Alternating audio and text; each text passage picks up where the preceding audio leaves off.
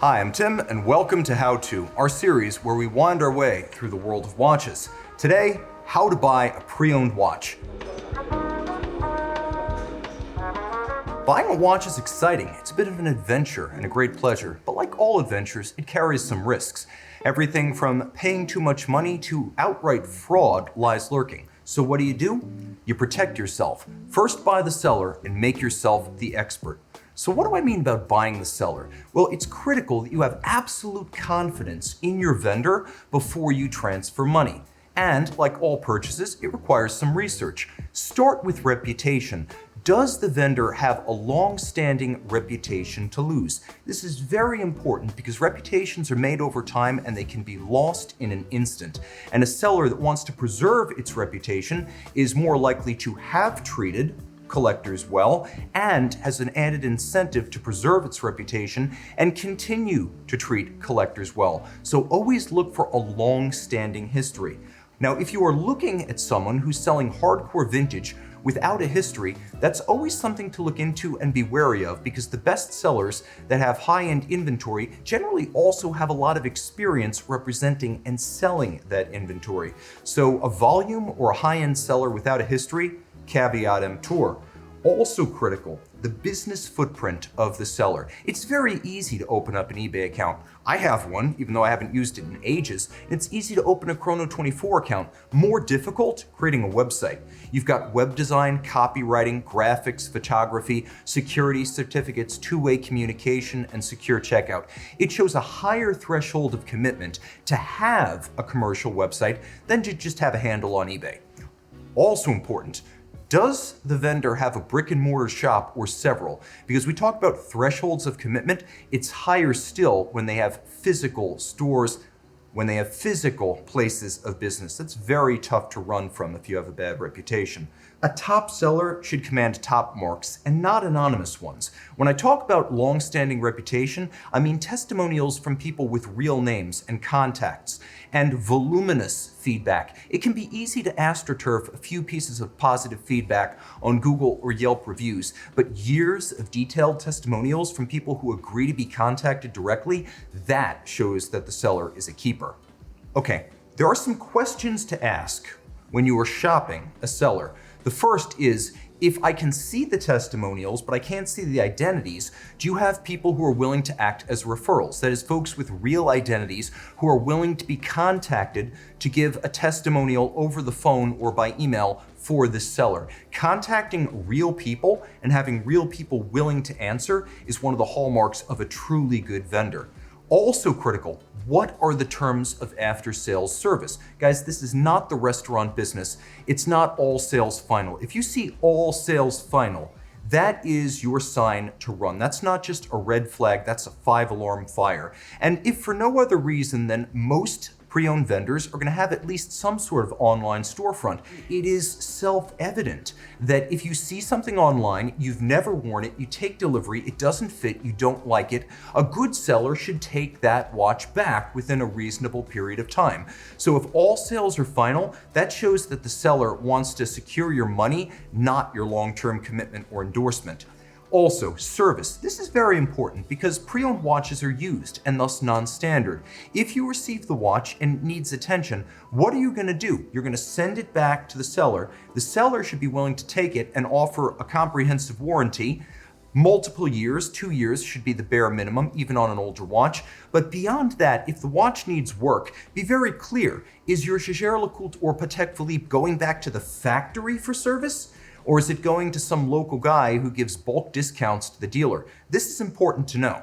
Now, there are other pitfalls of buying watches online. For example, sometimes multiple sellers will all list the same watch and there's only one real piece of inventory.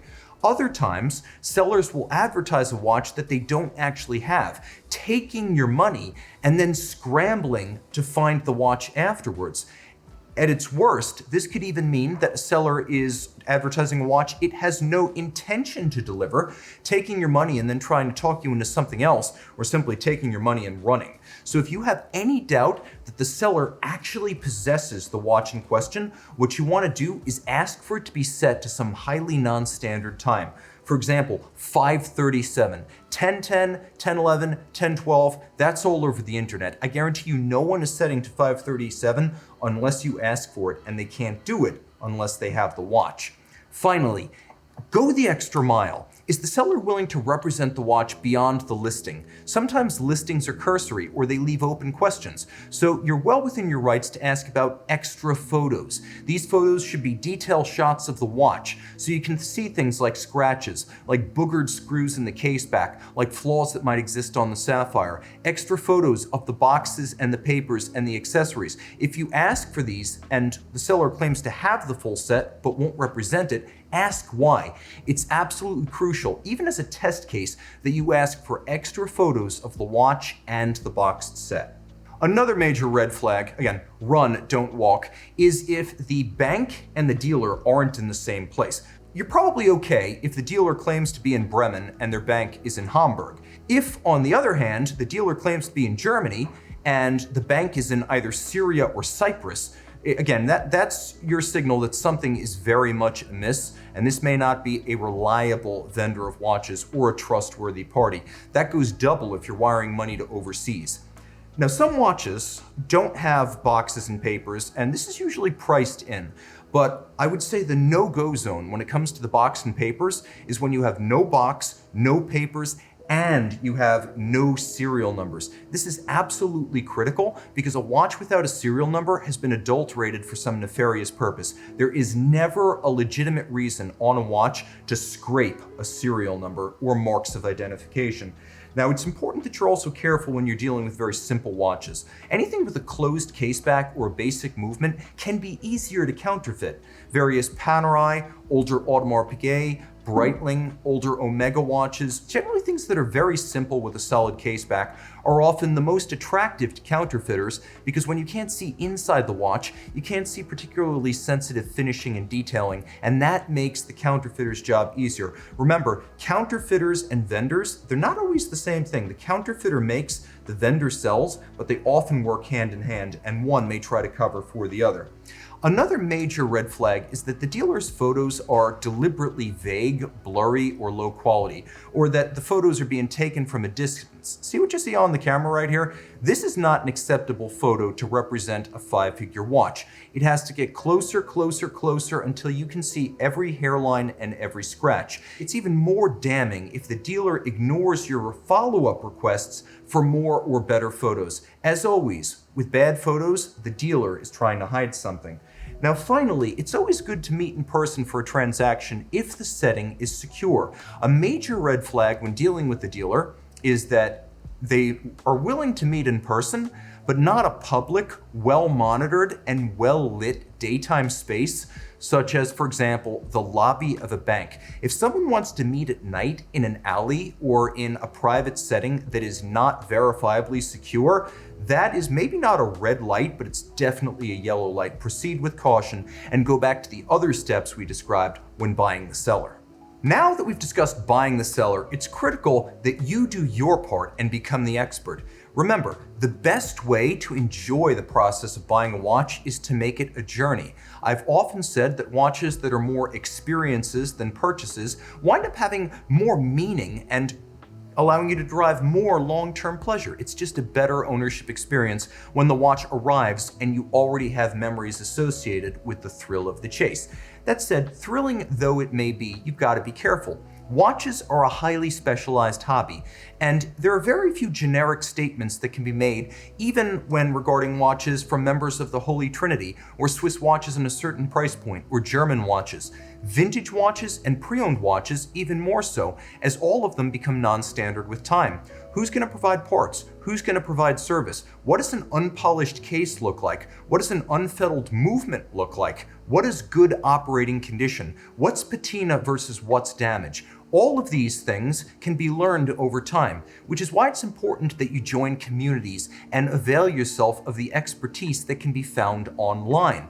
A good dealer who's worth his salt should be willing to talk to you on the phone, even if it's just to give you an idea of what to look for elsewhere in the space. You can always call us here at the 1916 Company. We'll be happy to talk about any brand we sell and how to shop it, even if ultimately you don't choose us. Again, if you're buying a good seller, they should be willing to talk to you whether or not you ultimately transact with them, because they can be a great source of knowledge. Online forums, web communities, Red Bar, and in-person watch meets and clubs can also be a wellspring of information.